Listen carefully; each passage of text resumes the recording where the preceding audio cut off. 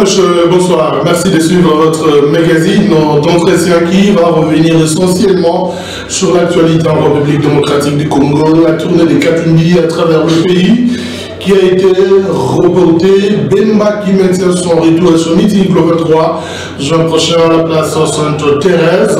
Les dissensions au sein de la MOCA, on en parle dans ce magazine avec notamment cette sortie médiatique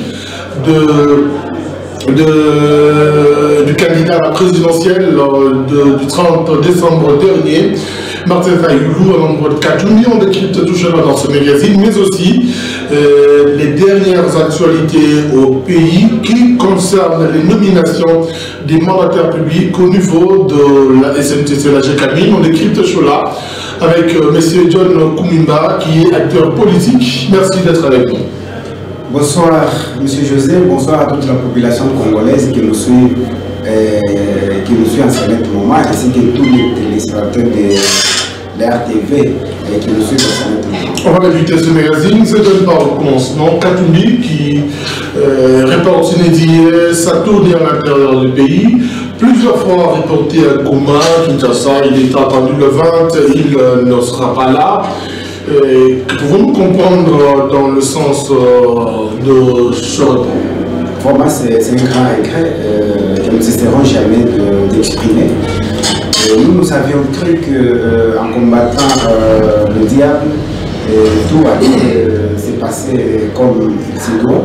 Mais curieusement, nous avons vu que nous venons de constater que nos amis, en faisant coalition avec le diable, ils se retrouvent là parce que dans un même pays. Coalition avec le diable, vous insinuez quoi exactement? Je rappelle que vous êtes cadre de Ensemble pour le changement. Certainement. Et quand j'ai dit le diable que nous combattons, c'était la Kabylie. C'est le diable même en personne, c'est ça la Kabylie. Mais curieusement, les mêmes causes produisent les mêmes effets. C'est maintenant que c'est que nous venons de comprendre. Or, nous et nos amis de l'UDPS, j'ai cité Fati, vous savez, quand il était arrivé à Lubumbashi, nous avons été molestés, bastonnés, puisque la Kabylie ne voulait pas de sa présence à Lubumbashi, la Kabylie ne voulait pas que les opposants fassent leur tournée. Et même à l'arrivée de Martin Fayulu, c'était la même chose. Nous combattions cela chaque fois que nous étions dans la rue, c'est pour que nous resterions dans notre pays un état de droit. Nous sommes là pour la restauration de l'état de droit en RDC.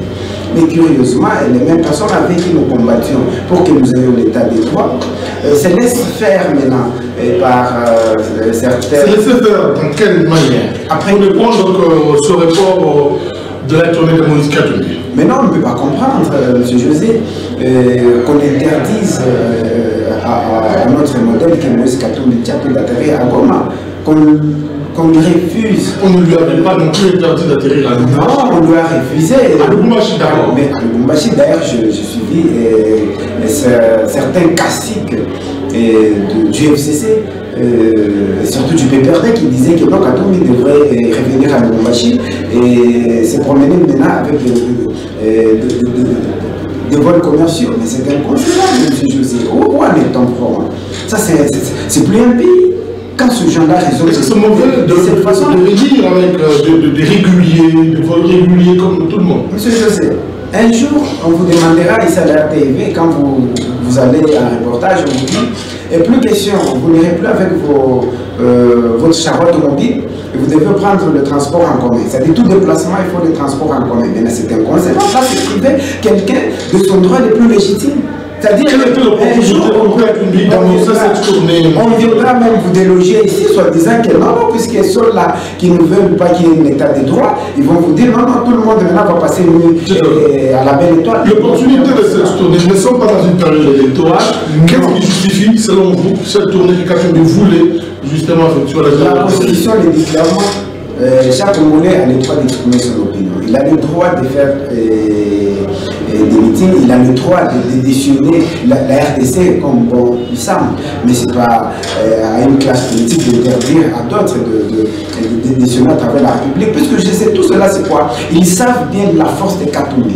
Et surtout nos amis, les caciques là, du FCC, ils savent bien ce que Katumbi représente. S'ils ont échoué, et leur prêter à obtenir il est à l'opposition, c'est clair. C'est pour vous dire quoi que la force de Katumbi tremblait tout le monde. La présence de Katumbi à Lubumbashi, la marée humaine. Et nous étions avec vous à l'aéroport, M. Joseph. Mais je n'ai jamais vu un seul leader ici à l'RDC traqué comme Katumbi l'a été. Non plus Joseph Kabila quand il était président de la République. Là, il fallait qu'on impose les mamans dans les marchés, qu'on impose les travailleurs, tout ça pour qu'ils y aillent. Mais Katumbi, c'était encore une journée ouvrable, c'était un certain lundi. Vous avez vu comment il était acquis. Mais tout cela est en train de travailler dans les têtes de ce genre-là. C'est ce que je dis, vous n'avez pas répondu à ma question. J'ai parlé de l'opportunité de réaliser cette tournée pendant ce temps où nous ne sommes pas dans une période électorale. Non, cela, vous savez, la politique, on ne peut pas faire la politique seulement quand il s'agit des élections. On prépare, c'est-à-dire, les élections se préparent. Je dois vous dire, la population doit comprendre. Ceux qui sont au pouvoir maintenant doivent savoir que c'est maintenant ils doivent commencer déjà à préparer les élections. Ils doivent déjà mettre de côté l'argent pour les élections. C'est-à-dire les élections se préparent juste après les élections. Quand on proclame les résultats, à partir de cela, on commence à préparer les élections. C'est que nous autres, nous préparons déjà les élections futures. Nous ne devons pas... En étant dans l'opposition républicaine. Oui, dans l'opposition républicaine. Dans la tête sur la Mouka aussi. La Mouka, nous sommes la Mouka, c'est Katumbi qui est contre. Et puisque vous parlez de la Mouka, nous y arrivons. Cette sortie médiatique de Martin Fayulu, bien que plus tard, il a renié ses propos avec un journal où il a parlé de Moïse Katumbi qui est son coordonnateur et cette série de décisions ou de positions qui sont prises par Fayulu sans peut-être consulter son coordonnateur. Non, heureusement tu as dit sans peut-être consulter. Voilà. Il les consulte.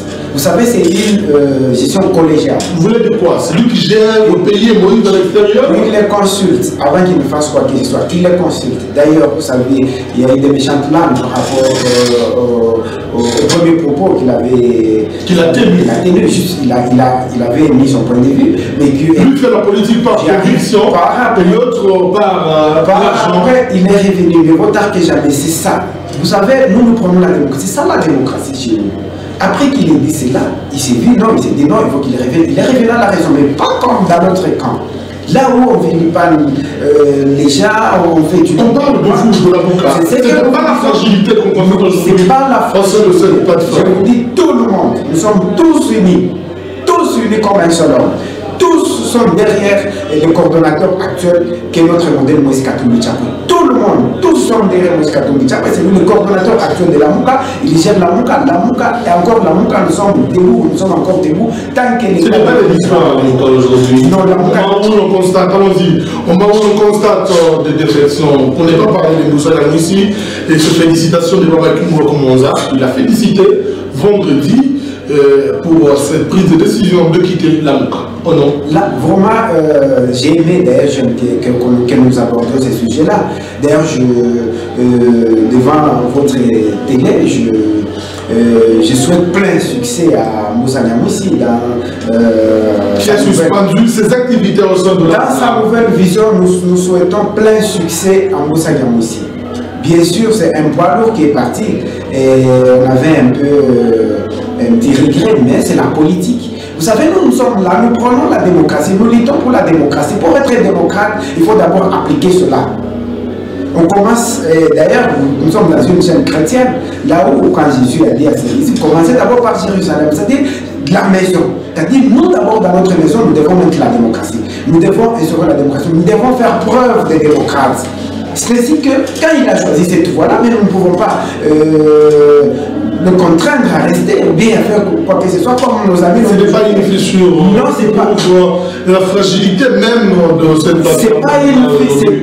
Vous avez tendance à montrer qu'elle existe, mais en réalité, peut-être que non, presque plus. C'est pas une fissure. Si c'était une fissure, vous alliez voir comme il a quitté. Tout le monde serait contre lui. Mais étant démocrate, ce n'est pas une fissure. Il a préféré aller avec les autres. Non, nous ne pouvons pas lui refuser. C'est dans son vouloir, c'est sa propre volonté. C'est pourquoi nous lui souhaitons vraiment plein succès dans sa nouvelle vision, dans sa nouvelle carrière politique. Il était pour nous un père, il était pour nous un grand dirigeant, et il a tout fait. Il a usé de toute son énergie pour que la Mouka soit ce qu'elle a aujourd'hui, pour que l'opposition soit ce qu'elle est aujourd'hui. C'est pourquoi quand il parle, nous lui disons vraiment plein succès à Moussa Nyamwisi. Coup de chapeau, il est sorti, il n'a pas commis de gaffes, il n'a rien fait d'anormal. Il peut s'ajouter à une autre liste de ceux qui ont quitté la Mouka bien avant. Par exemple, Antoine Gabriel Koumonza, André Claude Loubaya, Délice Sanga, secrétaire général de Ensemble. Et on comprend que d'une manière générale, les leaders ou certains cadres autour de Moïse Katumbi ne sont pas d'avis que Moïse Katumbi puisse demeurer dans la Mouka. Mais non, bien que certains parmi nous ne veulent pas que Katumbi soit dans la Mouka, demeurer dans la Mouka, mais non, je dois vous dire ceci, nous sommes en politique. À tout moment, nous pouvons voir soit il faut restructurer, on peut restructurer la Mouka, comme on peut créer autre chose, c'est-à-dire nous restons, c'est-à-dire nous l'opposition que nous sommes en train de faire, c'est pour que nous restions, qu'il y ait l'état de droit dans notre pays. La démocratie, nous devons être nous devons appliquer, nous devons être respectueux de nos lois, de notre constitution, de tous les textes. C'est pourquoi nous sommes en train de dans l'opposition, nous ne pouvons pas accepter que ceux-là qui... Et que dire de ceux-là, c'est proche de Katumbi, je l'ai placé de mais plein succès à eux, ils ne sont pas... Je commence par le secrétaire général. Oui, je vous dis, c'est ce que nous disons, ça c'est... ils ont leur vision politique. Nous ne pouvons pas leur refuser cela. C'est ça la politique. Nous ne pouvons pas... Votre modèle se trouve aujourd'hui écartelé entre les chaud et le froid. Ceux qui le poussent vers l'opposition républicaine en restant dans la Mouka, d'autres qui ne veulent pas qu'il soit dans cette plateforme. Nous, dans la Mouka, nous ne pouvons pas faire une politique contraignante comme les autres caciques. Non. Non, c'est-à-dire quand tu fais la politique, tu es dans une plateforme politique, tu es dans un parti politique, tu n'es pas lié les mains et les pieds. Mais non. C'est-à-dire tu as une vision. C'est-à-dire si tu vois que ce que tu poursuivais de l'autre côté n'est plus réalisable, tu peux te dire, elle est dynamique, tu peux te dire non, non, je ne mets plus dans un même diapason que les autres. À ce moment-là, tu es libre. C'est ce que nous sommes. Nous ne sommes pas pour contraindre les gens. Et nous saluons tous ceux-là avec qui nous avons cheminé dans la Mouka, qui ont fait assez qu'il y ait même cette alternance. Pour que Kabila dépose, et pour qu'il n'y ait pas, nous n'avons pas pu obtenir un troisième faux pénalty. C'est ça, nous c'est ça, c'était notre combat. D'ailleurs, nous saluons toutes ces personnalités-là. Et nous sommes respectueux d'eux, je vous dis, je donne l'exemple de Baba. Mais non, c'est notre père. Et jusque-là, tu n'es plus avec vous dans la Mouka. Quel que soit ce qu'il est, nous devons nous ressourcer toujours chez lui. Baba reste Baba et restera. L'opposition, vous allez vous ressourcer auprès de quelqu'un. Mais non, mais non. Mais non. C'est contradictoire. Mais non. Je vous dis que Baba reste. Qu'est-ce que vous dites, le chercheur je lui ai dit qu'il ne voulait pas. Baba avait dit qu'il ne veut pas que vous puissiez le mêler à des bêtises. Certainement, je vous dis, c'est son opinion, c'est son avis. Je prends l'exemple d'Usfan, c'est délimité. Mais il y a même quelques caciques de la Kabylie qui allaient le consulter et pour certains dossiers. Il n'est pas dit que quand on est dans l'opposition, on ne met pas dans le même diapason, on devient des ennemis. Mais non, là, il faut archiver. Nous ne sommes plus dans cette politique-là, dans cette opposition-là. Mais non, c'est inconcevable. Donc vous voulez faire l'opposition moderne? Nous sommes dans une opposition moderne. Nous, c'est une torche. Nous, c'est une lampe. Nous, c'est une torche. Là où ça ne va pas, là où il n'y a pas de lumière, nous faisons quoi? Nous leur disons, regardez, c'est de l'autre côté. C'est ça notre opposition. Nous ne sommes pas dans cette opposition-là. Ce qui est contradictoire avec Madidi. Non, même Madidi est dans le radicalisme, dans sa logique de la recherche de la vérité des choses. Même Madidi, j'y arrive. Même Madidi, apparemment, vous le prenez toujours à travers. Il n'est pas comme vous le voyez, comme vous l'entendez. Madidi, d'ailleurs, je dois vous dire, il est intelligent. Et c'est un homme de valeur. Personne ne remet en cause je vous dis ce qu'il fait. Nous sommes dans les idées. Sa logique de radicalisme et de recherche de la vérité des hommes. Madidi, bien sûr, vous savez ce qu'il y a eu. Mais cette fois-ci, nous allons avec Madidi, étant donné que présentement nous devons d'abord plus parler sur notre modèle qui est le coordonnateur de la MOCA, avec Madidi. Ah, c'est là qu'il y a aussi un problème de leadership. Non. Tantôt vous êtes avec votre modèle Katoumbi, tantôt Madidi a tendance à avoir cette nostalgie du leadership qu'il avait lors de l'élection, même qui rentre au pays. Et vous ne voyez pas que dans ces conditions-là, la MOCA et la MOCA, parce que vous voulez que ce soit la MOCA. Non, la MOCA reste la MOCA. D'ailleurs, je dois vous dire, quand Bemba arrive, et tous les leaders qui sont en RDC iront là-bas. Quand Katoumbi est arrivé, tous les leaders étaient en RDC. Madidi n'est pas venu. Non, je dis quand... Madidi n'est pas venu. Madidi n'est pas venu. Il n'était pas venu. Bazeba il n'est pas venu. Mouzito n'est pas venu. Tous se sont fait représenter. Ok. Ah, ils étaient représentés. Alors que, si vous allez doucement, alors que quand Bemba a annoncé qu'il va venir, Madidi lui-même a dit qu'il sera au niveau de Tara. Ils sont tous à Kinshasa. C'est ce que je dis, ils sont tous à Kinshasa. Ils sont tous à Kinshasa. Vous avez tendance à flouer le fait qu'il y a des problèmes au niveau de la MOCA. Il n'y a pas de problème. C'est-à-dire tous ces leaders-là, vous savez, c'est pourquoi j'ai salué la façon dont notre modèle Katoumbi est en train de gérer la MOCA. Il ne mérite pas que le gens reste en train de tourner les pouces.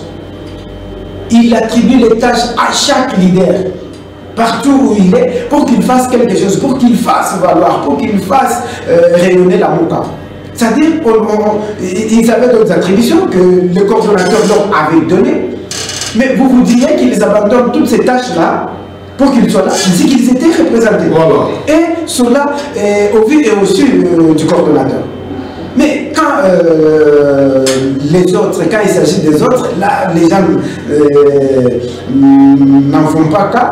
Mais quand il s'agit de ceux-là à qui Katoumbi a donné certaines tâches qu'ils doivent réaliser et rendre et donner le rapport, là on dit non. Alors, M. Dolan, on va évoluer. On parle de ces députés invalidés pour la plupart du cas de l'opposition par la Cour constitutionnelle.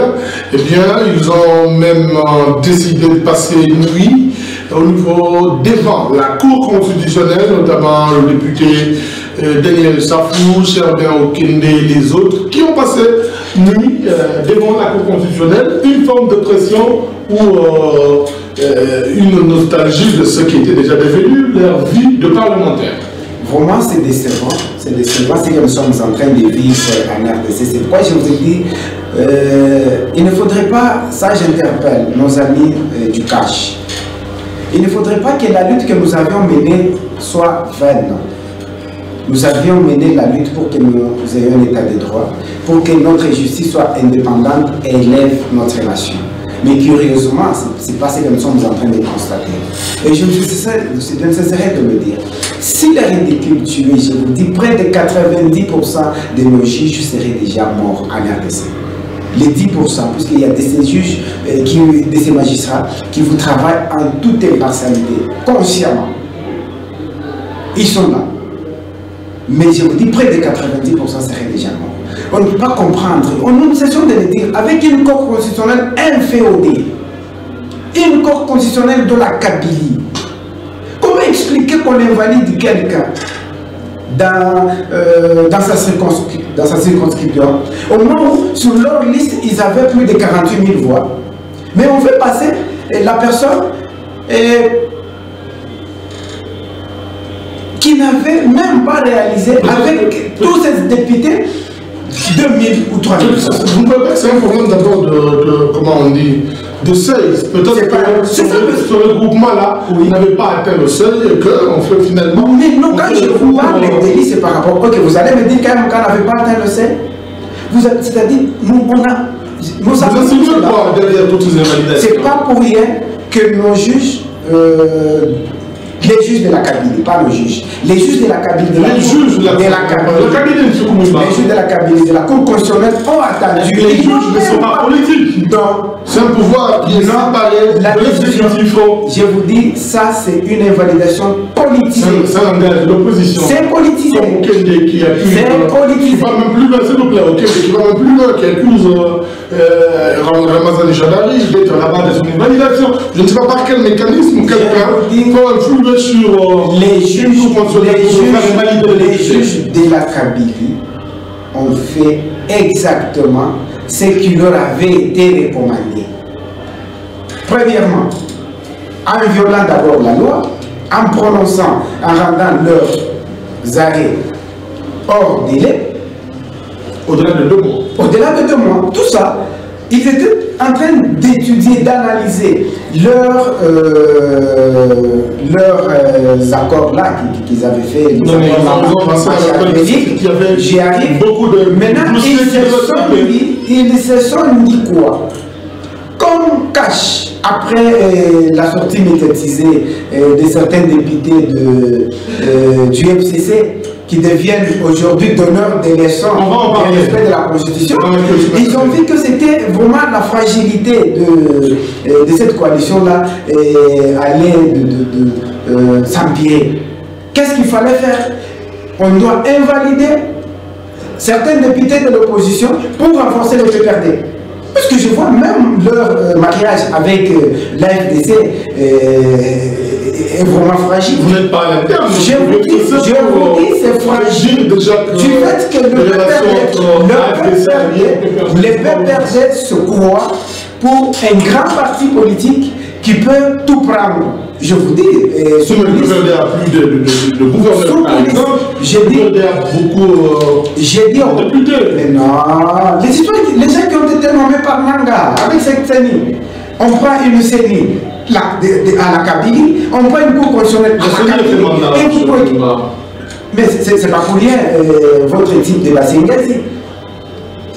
Sans foi aux yeux, maintenant il fallait Kourouane qui va esquiver, qui cherche maintenant à avoir peut-être un poste ministériel, il doit attendre le 30 juin, la fin de cette institution-là, on doit faire table rase. Il ne faudrait plus. Nous ne voudrions plus voir des têtes pareilles. L'expérience quel genre de dire que tous ceux qui sont actuellement la CENI doivent partir. Tu as bien dit, c'est une très bonne chose. Il y a quelqu'un qui peut avoir l'expérience dans la médiocrité. Mais ils ont cette expérience-là.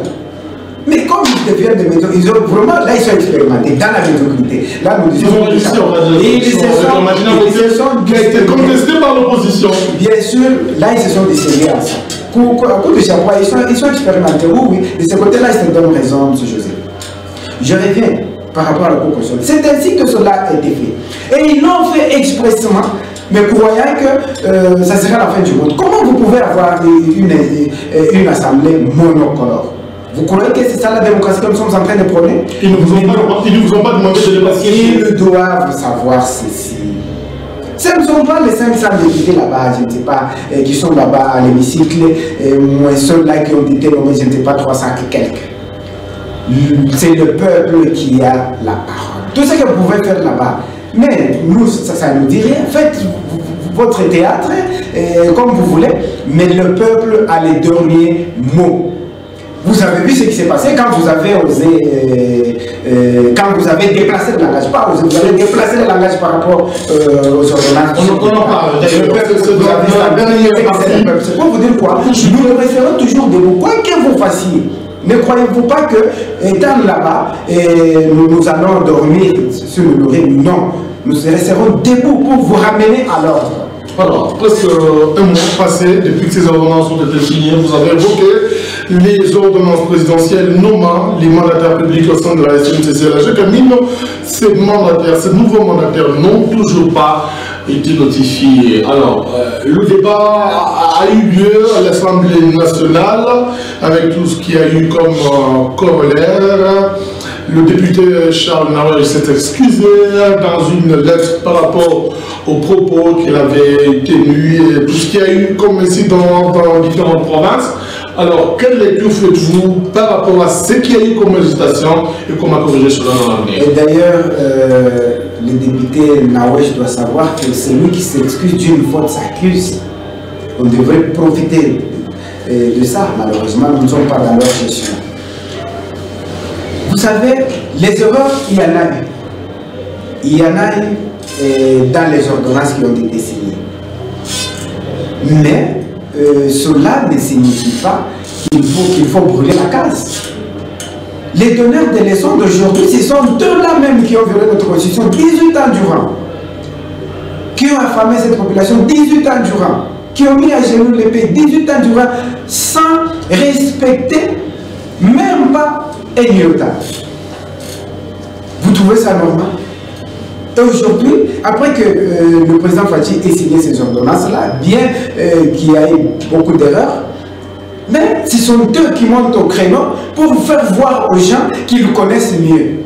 Au moment où ils ont échoué, je vous dis, toutes ces années ici, de faire respecter notre constitution. Quand M. Joseph Kabila... Certains évoquent le contrassin du Premier ministre, qui n'est pas, enfin, le nouveau Premier ministre, on retrouve le contrassin de il y a une erreur. Il y a une erreur, mais nous n'allons pas nous attarder sur ça. Moi, je reviens sur les caciques. Quand M. Joseph Kabila Kabane avait nommé les commissaires spéciaux, ils étaient premiers. Est-ce que c'était constitutionnel? Non. Il fallait qu'ils se rabattent sur la même cour constitutionnelle qui est FOD pour valoriser cela. Mais tous s'étaient tués. Tout ce qu'il y a eu par rapport même à l'organisation des élections, c'est eux qui défendaient bec et ongle. Mais aujourd'hui, puisque Fachi a fait ça, vous êtes premier à vous tenir debout pour dire qu'il y a eu ça. Maintenant, bien qu'il y ait une erreur, vous devrez arranger cela. Moi, ce qui m'écoeure vraiment, M. José, c'est une coalition, c'est une famille. Si par exemple cela était venu de nous, oui, c'est nous contre qui allons dire non, nous mettons en cause ce que Fachi a fait, nous faisons ça. Mais nous sommes oui, mais eux-mêmes qui sont dans une même famille, ce sont eux le premier. Et vous estimez quoi? C'est pourquoi leur mariage est vraiment fragile. Et la vision de la Kabylie, c'est de renforcer les PPRD et d'autres partis en privant les caches, ainsi que certains députés, même de l'AFDC. On a validé même d'autres députés de l'AFDC au profit du PPRD et d'autres partis politiques et proches de la Kabylie. Maintenant, en privant cela, maintenant, quand ils vont se retrouver avec même s'il arrivait que l'FDC s'est retiré du FCC, ils seront toujours majoritaires et ils vont continuer toujours à gérer. Mais là, vous faites une très mauvaise politique. Nous vous disons que ça, c'est votre politique propre et à vous, une politique de Kingakati. Mais nous, le peuple, nous resterons debout à jamais. C'est pourquoi nous voudrions d'abord que vous donniez l'autorisation à notre modèle Katumbi Tchapa, qu'il revienne au pays. Mais il n'a pas besoin d'autorisation pour rentrer au pays. Il était rentré au Lubumbashi, c'est peut-être par rapport à la tournée. C'est dans ce sens-là, mais on ne peut pas. J'ai suivi un cadre de PPRD. Parler en termes de tournée, pas d'autorisation pour rentrer au pays. Non, vous savez que jusqu'à preuve du contraire, Salomon Vidicalo n'en a pas dépassé pas. Problème de Salomon. C'était entre lui et le ministre des Affaires étrangères. Non, par rapport au passeport, monsieur Koumba. Là, il faut qu'on le remette. Nous voudrions que tous les Congolais soient en RDC. C'est-à-dire pour reconstruire la nation et faire l'opposition que nous sommes en train de faire, une opposition républicaine. Voilà. Nous sommes arrivés à la fin de ce magazine, M. Koumimba. Votre conclusion en 1 minute 30. Vraiment, ce que je demande à Fachi, je lui demanderai d'ouvrir l'œil encore le bon. Puisque avant même les élections, M. Joseph Kabila avait dit qu'il reviendra en 2023. Pour qu'il revienne en 2023 comme eux l'entendent, ce n'est que quand la gestion ne sera pas bonne, elle sera calamiteuse. C'est pour vous dire quoi? Ces gens-là qui vous entourent, les caciques là du FCC, ne sont pas là pour vous aider à travailler. Ils veulent que vous puissiez échouer et que quand leur mentor reviendra, il aura comme discours, ils ont échoué. Au moment où vous êtes en train de réussir là où ils ont échoué, mais ils ne chercheront pas à vous voir exceller, à vous voir bien faire. Mais ils vont vous mettre des crocs en jambes. L'exemple typique est là. Les ordonnances que vous avez signées, jusque-là bloquées par le ministre des portefeuilles. Vous trouvez ça normal? C'est inconcevable, même s'il y a erreur. Mais pas jusqu'à ce niveau-là. Là, je vous dis, ouvrez l'œil encore le bon pour que ces gens-là soient désillusionnés. Voilà. Après qu'ils aient mis notre pays à genoux 18 ans. Merci à vous de leur suivi. Nous recevons M. John Koumimba. Il est cadre de Ensemble pour les changements de Moïse Katumbi Tchapa. L'on se retrouve la prochaine fois avec le même plaisir de vous servir. À tout à l'heure, mesdames. À tout à l'heure, messieurs.